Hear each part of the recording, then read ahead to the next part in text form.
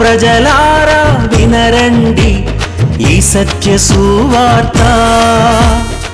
ప్రభు అయిన యేసుక్రీస్తు వారి యొక్క నామములో మిమ్మల్ని అందరినీ ప్రేమతో ఈ సత్య సువార్త అనే ఈ కార్యక్రమానికి ఆహ్వానాన్ని తెలియజేస్తూ ఉన్నా. నా ప్రియ స్నేహితులారా, గతంలో నేను ముంబై నగరానికి సేవ నిమిత్తమై వెళ్ళినప్పుడు అక్కడ ఉన్నటువంటి అంధేరిలో ఉన్న ఆంధ్ర క్రైస్తవ సంఘం బిడ్డలు వారి యొక్క చర్చ్ యానివర్సరీ కొరకు పిలిచినప్పుడు నేను, నా భార్య, మేమిద్దరం కూడా వెళ్ళి రావడానికి దేవుడు అవకాశం ఇచ్చి ఉన్నారు. దేవుడు బలంగా వాడుకొని ఉన్నారు. అక్కడ కూడా ప్రభు రాకడను గురించి నేను మాట్లాడుతూ ఉన్నప్పుడు ప్రజలలో అద్భుతమైన స్పందన నేను చూడగలిగి ఉన్నాను. దేవునికి మహిమ కలుగును గాక. ప్రభుచితమైతే ఈ కార్యక్రమాన్ని వీక్షిస్తున్నటువంటి మీకు మరొక ప్రకటన తెలియజేస్తున్నా. నవంబర్ మాసము 21వ తేదీ 2018వ సంవత్సరంలో నేను ఏలూరులో బైబిల్ మిషన్ వారి యొక్క ఆధ్వర్యంలో బైబిల్ మిషన్ సెక్రటరీ గారు అయినటువంటి నా అన్నగారు రెవరెండ్ వైఐడి ఎమాన్యుయల్ గారు మరి వారు ఏర్పాటు చేసిన రాకడ పండుగలలో నేను కూడా ఒకరోజు వచ్చి వర్తమానం ఇవ్వాలని అన్నయ్య కోరి ఉన్నారు. అన్నయ్య మాటకు నేను కాదనకుండా నేను ఒకరోజు వారు అడిగిన ప్రకారంగా 21వ తేదీ నవంబర్ 21వ తేదీ ఈయన మాటలు వీక్షిస్తున్నటువంటి మీలో ఎవరైనా ఏలూరు దగ్గరలో ఉండినటువంటి వారు లేక ఏలూరులో ఉండినటువంటి వారు మీరు రావాలని కోరుకున్నట్లయితే వ్యక్తిగతంగా నేను మీ ఊరు వచ్చి మీ దగ్గరికి వచ్చి అక్కడ వాక్యాన్ని నేను పంచుకుంటూ ఉన్నాను కనుక మిమ్మల్ని ప్రేమతో ఆహ్వానం తెలియజేస్తున్నాను.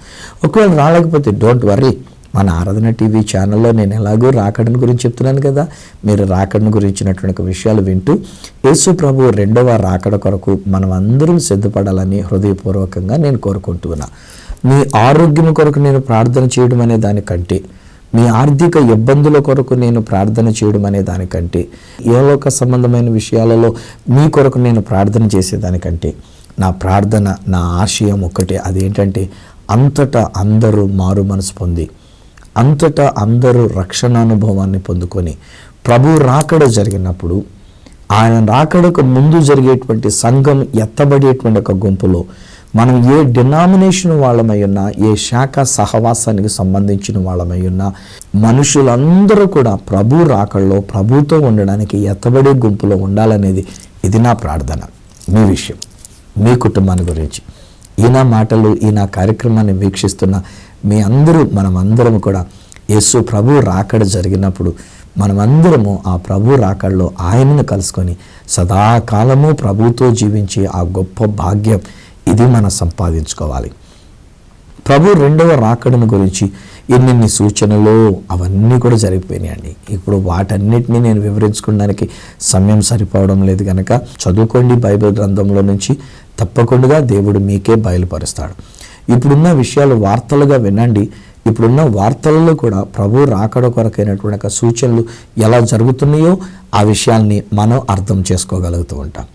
అయితే మన రాకడలో జరిగే దానిలో మొదటి ఘట్టముగా గనక మనం ఆలోచన చేసినట్లయితే సూటిగా ప్రభువారు ఒలీవల కొండ మీదకి వచ్చేయడం కంటే దానికంటే ముందు ఒక 7 సంవత్సరాల ముందు అనేటువంటి రీతిగా యేసుక్రీస్తు ప్రభువారు మధ్యాకాశానికి ఆయన వస్తూ ఉన్నారు.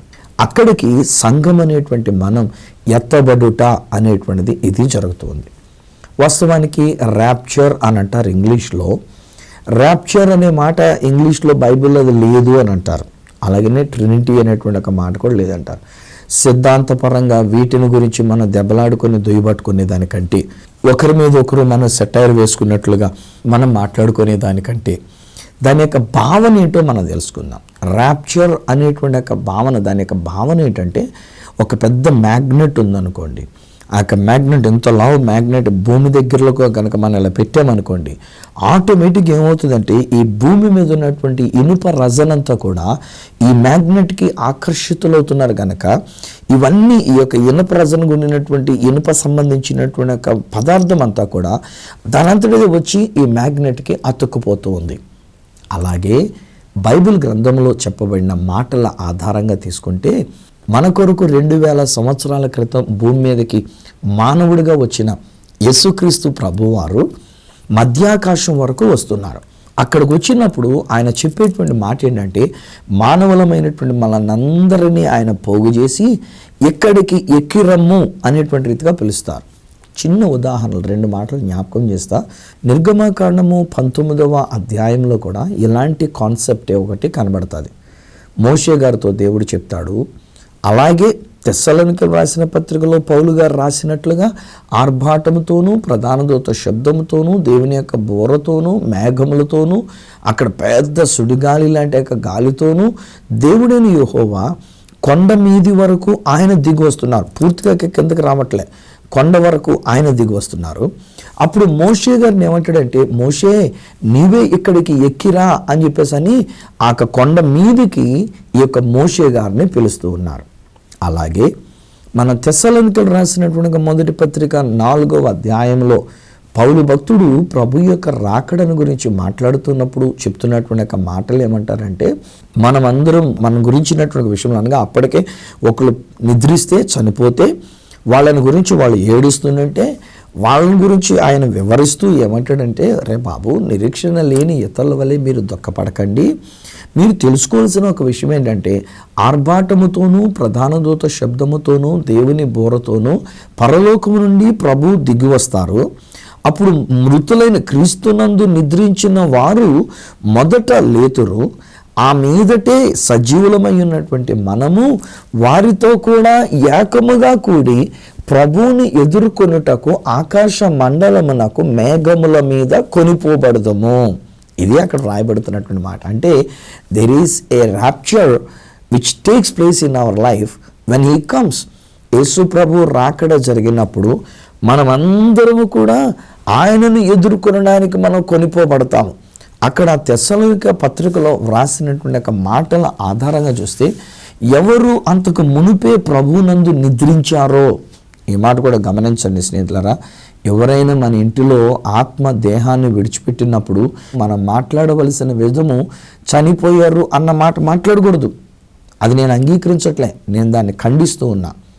ఎవరైనా ఒకవేళ కనుక ఆత్మ దేహాన్ని విడిచిపెడితే వాళ్ళని గురించి మనం పలకరించవలసిన మాట ఏంటంటే, వారు ప్రభువునందు నిద్రించారు. నిద్ర, ఎందుకంటే వారు తిరిగి లేస్తారు. మళ్ళా అక్కడున్న మాట ఏంటంటే, క్రీస్తునందు నిద్రించిన వారు మొదట లేతురు.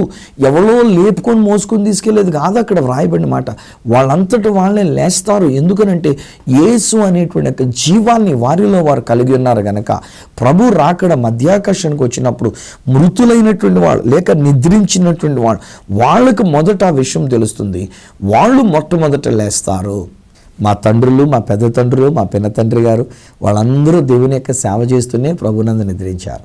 చిన్నప్పుడే మా ఇంట్లో మా నాన్నగారికి పుట్టిన తొలి సంతానం 2 సంవత్సరాల అమాయకపు వయసులో ఉంటుండగానే ఆ బిడ్డడు చనిపోయారు కనుక ఇలాంటి వాళ్ళందరూ ఏమవుతారనంటే, ఎవరు యేసు ప్రభుని నమ్ముకొని యథార్థమైన జీవితంతో రక్షణ మారు మనసు అనుభవాన్ని కలిగినటువంటి ఒక జీవితంతో జీవించి ప్రభు కొరకు వాళ్ళు మృతి పొంది ఉన్నారో లేక నిద్రించున్నారో వారు మొదట లేతురు. ఆ మీదట సజీవులముగా ఉండినటువంటి మనమును వారితో కూడా ఏకముగా కూడి ప్రభువుని ఎదుర్కొనడానికి ఆకాశ మండలమునకు మేఘముల మీద కొనిపోబడదుము. ఇది అక్కడ రాయబడిన మాట. అదే పౌలు భక్తుడు కొరింథీయులకు రాసిన మొదటి పత్రిక 15వ అధ్యాయం 50వ వచనం దగ్గర నుంచి వ్రాస్తూ ఉన్నప్పుడు అక్కడేమంటాడంటే, సహోదరులారా, నేను మీకు ఒక మర్మము తెలియజేస్తాను అంటాడు. అదేంటంటే, మనమందరము నిద్రించము. అంటే ప్రభు రాకడ సమయంలో ఎవరు నిలిచి ఉంటున్నారో వారి విషయముల గురించి మాట్లాడుతున్నటువంటి మాట. ఇప్పటికే నిద్రించిన వాళ్ళు నిద్రించారు. యేసు ప్రభు చనిపోయింది మొదలుకొని, తిరిగి లేచింది మొదలుకొని, ఆయన ఆరోహణుడై వెళ్ళింది మొదలుకొని ఇప్పటి వరకు ఎవరైతే ప్రభు అయిన యేసుని రక్షకునిగా అంగీకరించి నిద్రించారో వాళ్ళందరూ ప్రభునందు నిద్రించిన వాళ్ళయ్యారు. సో ఇప్పుడు వాళ్ళందరూ నిద్రించగా ఇప్పుడు పౌలు భక్తుడు అంటున్న మాట ఏంటంటే, ప్రభువు వచ్చేస్తున్నారేక మనం అందరము నిద్రించము. నిద్రించిన వాళ్ళు ఎవరో నిద్రించారు, మనము సజీవులంగా ఉండి ఉన్నాం. సో అప్పుడు ఒక మాట అంటాడు ఏంటంటే, మనమందరము నిద్రించము కానీ ఈ రక్త మాంసములు దేవుని యొక్క రాజ్యాన్ని స్వతంత్రించుకున్న నేరవు గనక రెప్పపాటులో కనురెప్పపాటులో మనము మార్పు చెందుదాము అంటున్నాడు. హల్లెలూయా! ఎంత విలువైన మాట అండి. హే ఫ్రెండ్స్, ఈరోజు మీరు డిలైట్ ఆనందించాలండి బ్రదరు. అమ్మా సిస్టర్ గారు, మనకి ఇది సంతోషంగా ఉండాలండి. యేసు ప్రభు రాకడ చాలా సమీపించేసిందండి. యేసు ప్రభు త్వరగా వచ్చేస్తున్నారండి.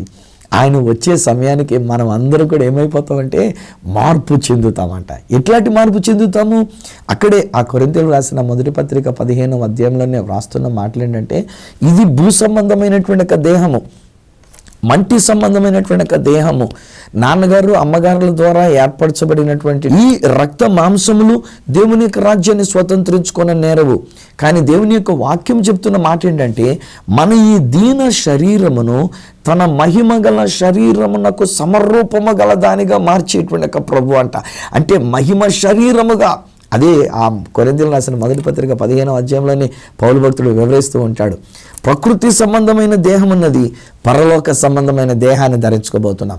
భూ సంబంధమైనటువంటిదిగా విత్తబడి పరలోక సంబంధమైనటువంటి దేహంలోనికి మనం వెళ్ళబోతున్నాం. ఘనహీనమైనటువంటిదిగా, బలహీనమైనటువంటిదిగా, రోగాలు కలిగినటువంటిదిగా విత్తబడినటువంటి దేహము మనం బలమైనటువంటిదిగా, ఘనమైనటువంటిదిగా, పరలోక సంబంధమైనటువంటి దేహంగా, దాన్నే ఏమంటాడంటే మహిమ దేహముగా మనం మార్చబడబోతున్నాం. హల్లెలూయా! ఎంత గొప్ప భాగ్యం నా ప్రియ స్నేహితులారా. ఈరోజు నీ దేవుడు మనకిచ్చినటువంటి ఒక ధన్యత, మనము మహిమ దేహములోనికి మనం మార్చబడి ఆ ప్రభు రాకడ జరిగినప్పుడు మనమందరము కూడా ఎత్తబడేటువంటి ఒక గుంపులో ఉండి ఆ ప్రభుని ఎదుర్కొనేటువంటి ఒక ర్యాప్చర్ ఏ క్షణమో ఏ గడియ మనకు తెలియదండి. ఒక్కొక్కసారి నాకు అనిపిస్తుంది, నేను అలా మాట్లాడుతుంటాను కానీ ప్రభు రాకడ మధ్యాకాశానికి వస్తే నేను ఎక్కడే ఇలాగే బైబిల్ విడిచిపెట్టేస్తా, నా కళ్ళద్దాలు ఎక్కడ విడిచిపెట్టేస్తా, నేను మార్పు చెంది వెళ్ళిపోతాను కదా. అలాగే మీరు కూడాను, మిమ్మల్ని కూడా నేను అదే రంగా దీవిస్తున్నాను. నేనొక్కడనే వెళ్ళిపోతానని చెప్పేసి నేను అనట్లేదు సుమండి. నేనొక్కడనే ప్రభు రాకడ ఎత్తపడతాననేటువంటిది అది కాదు నా ఉద్దేశం. నాతో పాటుగా ఎందరైతే నా మాటలు వింటున్నారో మీరందరూ కూడా ప్రపంచం అంతట్లో, ఒకవేళ తర్వాత కూడా యూట్యూబ్లో పెట్టుకుని ఒకవేళ మీరు వింటున్నంటే యూట్యూబ్లో పెట్టుకుని వింటున్నటువంటి వాళ్ళు ప్రపంచంలో ఏ ఏ దేశాల్లో మన తెలుగు బిడ్డలు ఉండి వాళ్ళు వింటున్నారో వాళ్ళందరి విషయంలో కూడా నేను కోరుకున్నటువంటి మాట ఏంటంటే, ఆ ప్రభు మనందరినీ తన మధ్యాకాశాన్ని తీసుకుని వెళ్ళిపోయేటట్టుగా అట్టి మహిమ దేహం మనకు వస్తే అబ్బా ఎంత అద్భుతం అండి బాబాయ్ గాను, ఎంత ఆనందం అండి బాబు. ఈ దేహంలో ఉన్నంత వరకు డాక్టర్లు అంటారు మీకు షుగర్ ఉందండి అంటారు, డాక్టర్లు అంటారు మీకు బీపీ ఉందండి అంటారు. ఒక్కొక్కసారి నరాలు చిట్లు పోతున్నట్టుగా నొప్పి వచ్చేస్తూ ఉంటుంది. అప్పుడు అనుకుంటా బీపీ ఏమైనా పెరిగిపోయిందేమో ప్రభా, అలాగే నేను బాధపడుతూ ఉంటా. ఒక్కొక్కసారి నేను అనుకుంటా ప్రభా ఈ యొక్క దేహం అంతా బలహీనతలకు గురైనటువంటిదే కదా నాయన, ఏదో ఒక వ్యాధి ఏదో ఒక బలహీనత వయసులో పెరుగుతున్న కొలది కనబడుతూనే ఉంది. కానీ ఆ దేహంలోనికి వెళ్ళినప్పుడు అబ్బో అక్కడ ఏ వ్యాధి రోగం అనేటువంటిది లేదండి. ఓ చిన్న ఉదాహరణగా ఒక మాట చెప్తాను వినండి. మన ప్రభు అయిన యేసుక్రీస్తు వారే పునరుత్థానమైనటువంటి వారిలో ప్రథమ ఫలము అనే పౌలు భక్తుడు అదే మొదటి కొరింథీ పత్రిక 15వ అధ్యాయంలో చెప్తాడు. సో ఇప్పుడు యేసు ప్రభు వారి యొక్క దేహాన్ని, యేసు ప్రభు వారి యొక్క జీవితాన్ని చూస్తేనండి, యేసు ప్రభు వారు రాయి దొర్లించబడిన తర్వాత ఆయన బయటికి రాలే. ఆయన ఆల్రెడీ చనిపోయి తిరిగి లేచిపోయాడు. ఆయన ఇప్పుడు ఎవరైనా వస్తే చూడడం కొరకు దేవదూతలు వచ్చి ఆ రాయిని దొరిలించారు.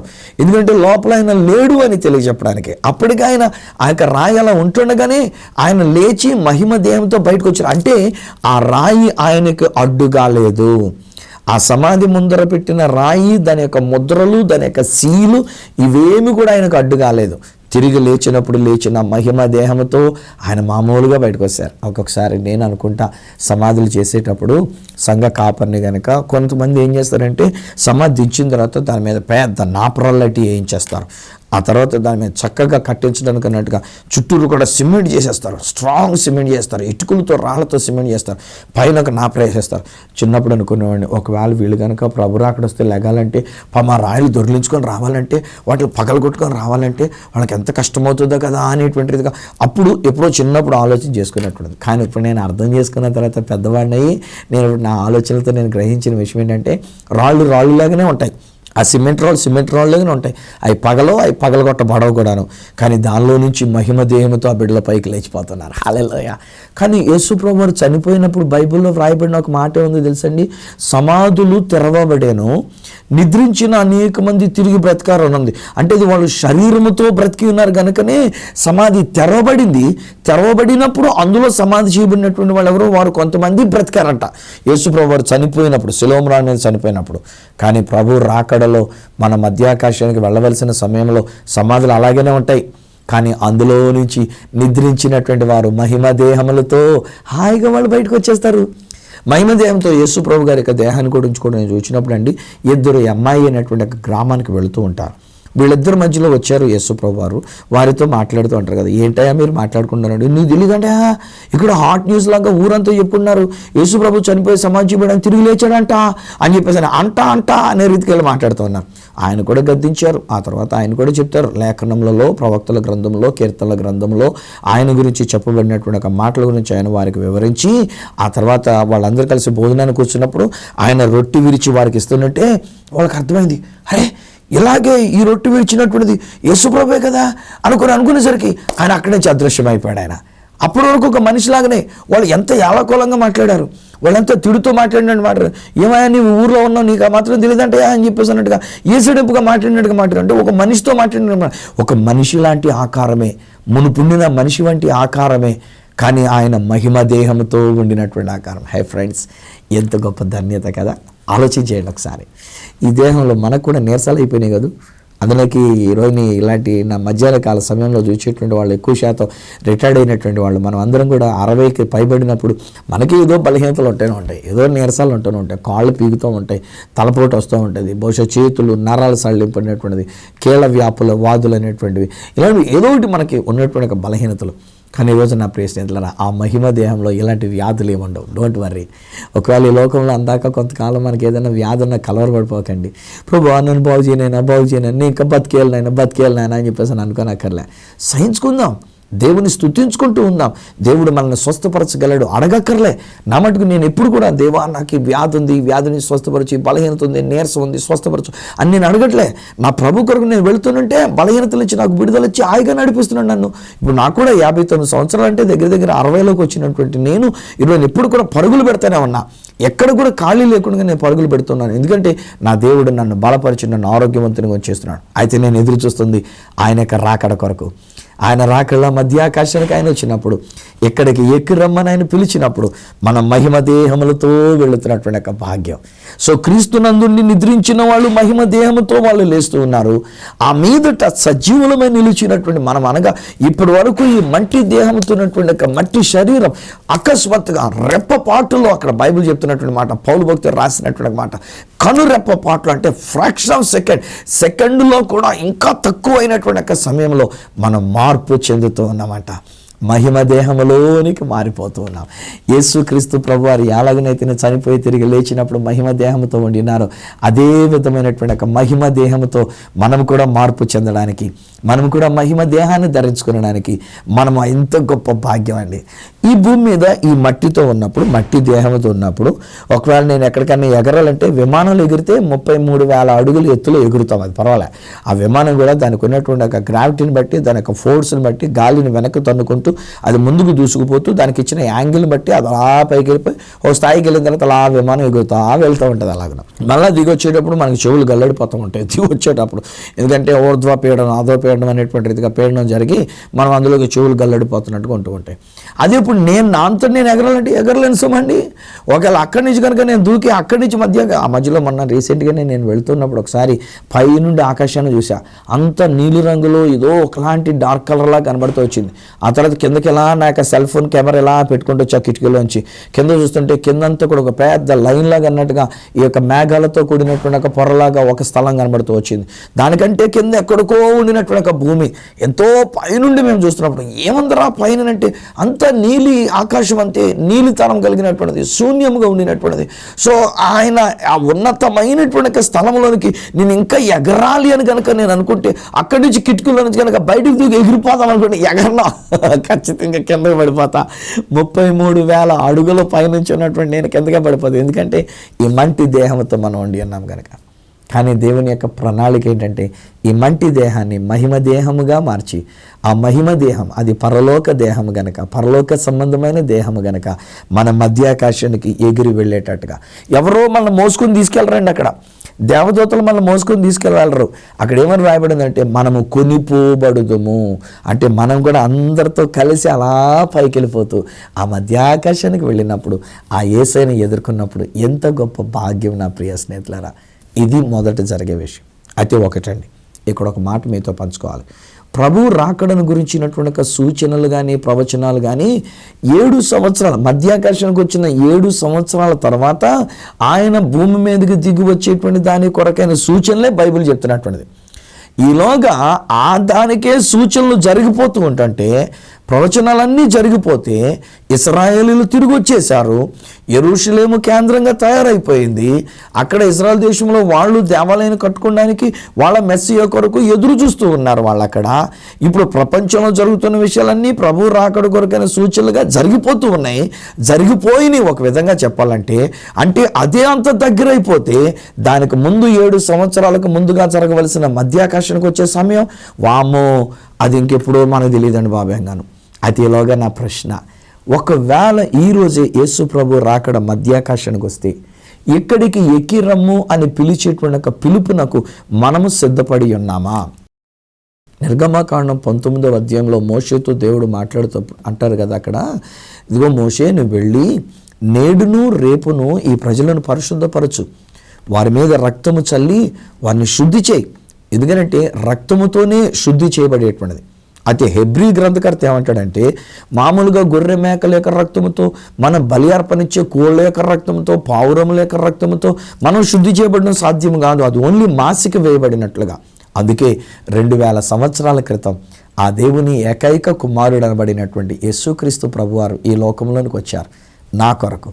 ఏమండి, మీ కొరకండి, మీ కొరకేనండి బ్రదర్ గారు, మీ కొరకండి, అమ్మ సిస్టర్ గారు, మీ కొరకు, మనందరి కొరకు ఆయన ముందుగానే సిలువలో తన ప్రాణాన్ని పెట్టాడు. మనం అడగకుండా, మనం ప్రార్థన చేయకుండా, మనం చెప్పనక్కర లేకుండా మనల్ని ప్రేమించిన దేవుడు జగత్తు పునాది వేయబడక మునిపే ప్రేమ చేత ఆయన మనల్ని ఏర్పరచుకొని నా రక్షణ కొరకు, మీ రక్షణ కొరకు తన అద్వితీయ కుమారుడైన యేసుక్రీస్తు వారిని గొల్గోతా దగ్గరికి పంపించి అక్కడ సిలువలో తన ప్రాణం పెట్టేటట్టుగా, తన రక్తం కార్చేటట్టుగా దేవుడు ఆల్రెడీ చేసేశారు. యేసుక్రీస్తు ప్రభువు రక్తం కార్చేశారు, మన కొరకు సిలువలో ఆయన ప్రాణం పెట్టేశారు. ఈరోజు మనం చేయాల్సింది ఏంటంటే ఆయన చేసిన బలియాగాన్ని మనం అంగీకరించడమే. ఎస్, నా కొరకు, నా పాపముల కొరకు, నా దోషముల కొరకు, నన్ను క్షమించుట కొరకు, నన్ను రక్షించుట కొరకు, నన్ను ఆ పరలోక రాజ్యానికి తీసుకుని వెళ్ళుట కొరకు, మధ్యాకాశానికి నన్ను ఎత్తబడి గుంపులో ఉంచుట కొరకు, నా కొరకే కదా యేసు ఈ లోకంలోనికి వచ్చి సిలువలో తన ప్రాణం పెట్టారు. అవును, నేను అంగీకరిస్తున్నా. యేసు, నీ రక్తంతో నన్ను కడగండి, నీ నామములో నా పాప క్షమాపణ ప్రకటించున్నారు కనుక నేను అంగీకరిస్తున్నా. మీరు నా పాపాలు క్షమించారని నేను ఒప్పుకుంటున్నా, మీరు నా దోషములు క్షమించారని నేను నమ్మి విశ్వసించి నీకు స్తుతి చెల్లిస్తున్నానని చెప్పి చిన్న మాట పలకండి, అంతే. That's it friends. వెంటనే మనకి ఆ క్షమాపణ దేవుడు ఇచ్చినారు. తన రక్తములో, యేసు రక్తములో మనల్ని కడిగి శుద్ధి చేసినారు. ఇప్పుడు మనం అర్హులమై ఉంటూ ఉన్నాం. ఆయన రాకడ మధ్యాకాశాన్ని జరిగితే మనం ఎత్తబడే గుంపులోనికి మార్చబడడానికి, రూపాంతరం చెందడానికి. అక్కడ అంటాడు కొరింథీ పత్రికలో పౌలు భక్తుడు మాట్లాడుతున్న మాట ఏంటంటే, క్షయత అక్షయతను ధరించుకుంటుంది, మర్త్యమైనది అమర్త్యతను ధరించుకుంటుంది, మరణం అనేటువంటిది మింగివేయబడినది, మరణపు ముళ్ళు విరిచివేయబడినది. ఇక మనం చచ్చినోళ్ళముగా కాకుండా క్రీస్తులో జీవించేటువంటి వాళ్ళముగా ఆయనని ఎదుర్కొనడానికి మధ్యాకాశానికి వెళుతున్నాం. ఒకవేళ నా ప్రియ స్నేహితులరా, ఒకవేళ మీ జీవితంలో ఇప్పటి వరకు ఇంకా యేసుక్రీస్తు ప్రభుని మీ రక్షకునిగా అంగీకరించి ఉండి ఉండకపోతే, ఒకవేళ ఇప్పటి వరకు మీ పాప దోషములు క్షమించబడి ఉన్నవో లేదో తెలియకుండా జీవిస్తుంటే, ఒకవేళ ఇంకనూ మీరు మారు మనసు అనుభవం లేకుండా ఏదో యాదాలాపంగా జీవిస్తున్నామండి అనేటువంటిది అనుకుంటుంటే, ఈలోక సంబంధమైన స్వస్థత, ఆరోగ్యము, డబ్బులు, సుఖము, శాంతి ఇలాంటివి ఏదో కావాలని మాత్రమే తాపత్రయపడుతుంటే ఇప్పుడైనా మించిపోయేది లేదు. కమాన్ ఫ్రెండ్స్, రండి ఆ యేసుక్రీస్తు ప్రభుని మన హృదయంలోనికి ఆహ్వానించుకుందాం. యేసు రక్తంలో మనం కడగబడి దేవుని బిడలంగా జీవిద్దాం. ఏ క్షణమో ఏ గడియో ఆయన మధ్యాకాశానికి వచ్చి ఇక్కడికి ఎక్కి రమ్మని పిలిస్తే, ఇప్పుడు నేను ఇలా ప్రార్థన చేస్తుంటాడుగా నేను, మీరు, మనం అందరం కూడా మధ్యాకాశానికి వెళ్ళిపోతే అది అద్భుతమైనటువంటి ఒక జీవితం. తండ్రి, నీకు వందనాలు, నీకు స్తోత్రాలు. ఈ బిడ్డల కొరకు నేను ప్రార్థిస్తున్నా, ఈ కుటుంబం కొరకు నేను ప్రార్థిస్తున్నా. డాడీ, మేము వయసులో మేము పెరుగుతూ ఉన్నాం నాయన, పెద్దవాళ్ళం అవుతూ ఉన్నాం నాయన. ఏ క్షణమో ఏ గడియో నీ రాకడ మాకు తెలియదు నాయన. మీరు భూమి మీదకి వచ్చేటువంటి రాకడ సూచనలే జరిగిపోయినాయి. ఇప్పటికే ఆల్రెడీ మీ రాకడ కొరకైనటువంటి సూచనలన్నీ జరిగిపోయినట్టుగా మాకు తెలుస్తూ ఉన్నాయి. కనుక మేము దానికి సిద్ధపడవలసిన విధంగా మీ రాకడ భూమి మీదకి జరిగేదానికి ముందు మధ్యాకాశానికి ఎత్తబడే గుంపులో మేము కూడా ఉండాలి నాయన. నేను ఉండాలి నాయన. ప్లీజ్ డాడీ, ఒకవేళ ఇంకా నాలో ఏదైనా దోషం ఉంటే నన్ను క్షమించండి. అలాగే మా ప్రభు, నా మాటలు వింటున్న వీరు, ఈ కార్యక్రమాన్ని వీక్షిస్తున్నటువంటి వీరు కానీ, వీరి కుటుంబీకులు కానీ, వీరి రక్త సంబంధులు కానీ ఏ ఒక్కరూ విడువబడకూడదు నాయన. విడువబడుట బహు ఘోరం అని నాయన మాటలు తెలియజేయబడుతూ ఉన్నాయి. కనుక మేము విడవబడకూడదు. నాన్న నీ రాకడ మధ్యాకాశానికి వచ్చి ఇక్కడికి ఎక్కిరమ్మని పిలిస్తే నేను అలాగే నీ మాటలు వింటున్నటువంటి వీరు మేమందరం కూడా మధ్యాకాశానికి రావాలి. మహిమ దేహంలోనికి మేము మార్చబడాలి. నాన్న మాకంటే ముందు నిద్రించినటువంటి వారు నీ యొక్క మహిమలోనికి వాళ్ళు ప్రవేశిస్తున్నారని మేము నమ్ముచున్నాం. మా ప్రియులైనటువంటి వారు కూడా నీ మహిమలోనికి వస్తున్నారని మేము నమ్ముచున్నాం. అదే సమయంలో మేము కూడా నైనా సజీవులంగా ఉన్నటువంటి మేము నేను ఆ మీదుట సజీవులమే నిలిచి ఉన్నటువంటి మేము వారితో కూడా ఏకముగా కూడి ప్రభువుని ఎదుర్కొనడానికి ఆకాశ మండలమునకు మేఘముల మీద కొనిపోబడదుమని పౌలు భక్తుడు సెలవిచ్చిన ప్రకారంగా ఆ మేఘం మీద మేము కూడా మధ్యాకాశానికి వచ్చినట్లుగా అట్టి ధన్యత మాకు ఇస్తున్నందుకు నీకు వందనాలు. యేసు రక్తం మీ బిడ్డల మీద నేను ప్రకటిస్తున్నా. యేసు నామము వీరి మీద నేను ప్రకటిస్తున్నా. నీ వాక్యంలో మీరు సెలవిచ్చిన రీతిగా యేసు నామములో మాకు పాప క్షమాపణ ప్రకటించబడి ఉన్నది అని సెలవిచ్చిన రీతిగా మా పాపములు మా దోషములన్నీ కూడా క్షమించబడును గాక. యేసు కార్చిన రక్తములో మా యొక్క దోషములన్నీ కడిగివేయబడును గాక, పరిశుద్ధపరచబడుతుము గాక. నీ రాకడ కొరకు మేము సిద్ధపడిన వారముగా ఉందుము గాక. ఇక మీదటనైనా నా మాటలు విన్నటువంటి వారి కార్యక్రమాన్ని వీక్షించిన వారు కానీ నేను కానీ మేము కలవరపడకుండా మా హృదయాల్ని కలవరపరచకుండా నీ రాకడ కొరకు ఎదురు చూచే ధన్యత మీరు మాకు ఇచ్చినందుకు నీకు వందనాలు. ఏ క్షణంలో నీ రాకడ జరిగినా, ఏ క్షణంలో మీరు మధ్యాకాశానికి వచ్చినా, ఇక్కడికి ఎక్కి రమ్మని పిలిచేటువంటి పిలుపు ఆ కనురెప్ప పాటులోనైనా మేము మార్పు చెంది నీ వద్దకు వచ్చే ధన్యత మీరు మాకు ఇస్తున్నందుకు కోటి కోటి స్తుతులు మీకు చెల్లించుకుంటూ, ఇంకా ఎవరైనా శారీరకంగా బలహీనంగా ఉంటే వారికి స్వస్థత నేను ప్రకటిస్తున్నా. ఏదైనా సమస్యలో ఉంటే వారికి శాంతి సమాధానాన్ని నేను ప్రకటిస్తూ, వీటన్నిటికంటే మించింది నాయన నీ రాకడ జరిగినప్పుడు మేము ఆ మధ్యాకాశానికి ఎత్తబడి గుంపులో ఎగిరి వచ్చేటువంటి భాగ్యం, మేఘముల మీద మేము ఎగిరి వచ్చేటువంటి భాగ్యం మీరు మాకు ఇచ్చారని నమ్మి నీకు స్తోత్రాలు చెల్లించుకుంటూ యేసు నామమున ప్రార్థించి పొంది ఉన్నాము తండ్రి. Amen, amen. తండ్రి, కుమార, పరిశుద్ధాత్మలను దేవదేవుని దీవెన ఆశీర్వాదం ఆయన బిడలముగా మనకును మన కుటుంబములకును ప్రభు రాకడలో ఎత్తబడే గుంపులో మనం ఉండునట్లు సదా తోడయుండి సహాయం చేసి నడిపించును గాక. Amen, amen. వెలసినట్లరా ప్రభు చేస్తున్నారు. మనమందరం ఎత్తబడే గుంపులో ఉంటున్నామన్న నమ్మకంతో నేను దేవునికి స్తుతి చెల్లిస్తున్నా. ప్రభు రాకడలో నేను మీరు మనమందరం కూడా ఎత్తబడి ఆ ప్రభుని ఎదుర్కొనదము గాక. ఈ విషయంలో ఇంకా మీరు ఏదైనా తెలుసుకోవాలని కోరుకున్నా, లేక ఒకవేళ ఏదైనా విషయంలో ప్రార్థన అవసరతలున్నా నిరభ్యంతరంగా నాకు ఒక ఉత్తరం ద్వారా కానీ, SMS ద్వారా కానీ, ఈమెయిల్ ద్వారా కానీ తెలియజేయచ్చు. నా అడ్రస్ ఈ సత్య సువార్త, సామర్లకోట 533440, తూర్పుగోదావరి జిల్లా, ఆంధ్రప్రదేశ్. అడ్రస్ మరొకసారి చెప్తూ ఉన్నా, ఈ సత్య సువార్త, సామర్లకోట్ 533440, ఈస్ట్ గోదావరి డిస్ట్రిక్ట్, ఆంధ్రప్రదేశ్. అప్పటికి ఒకవేళ మీరు నాతో ఫోన్లో మాట్లాడాలని కోరుకున్నట్లయితే నా ఫోన్ నెంబర్స్ 9848110907, 9440040992, 8885527662. ఒకవేళ నాకు ఈమెయిల్ చేయాలనుకున్నట్లయితే నా ఈమెయిల్ ఐడి isathyasuvartha@gmail.com. వచ్చే వారం మరలా ఈ కార్యక్రమంలో మిమ్మల్ని కలుసుకొని మరొక అద్భుతమైన రాకడ సువర్తమానం మీతో పంచుకునేటంత వరకు ఆ ప్రభు రాకడలో మనం ఎత్తబడినట్లుగా త్వరగా రానయ్యన్న ఆ యేసయ్య చేతులకే మిమ్మల్ని అప్పగిస్తూ మీ దగ్గర సెలవు తీసుకుంటున్న మీ ప్రియ సహోదరుడు ఈ సత్య సువార్త రాజు.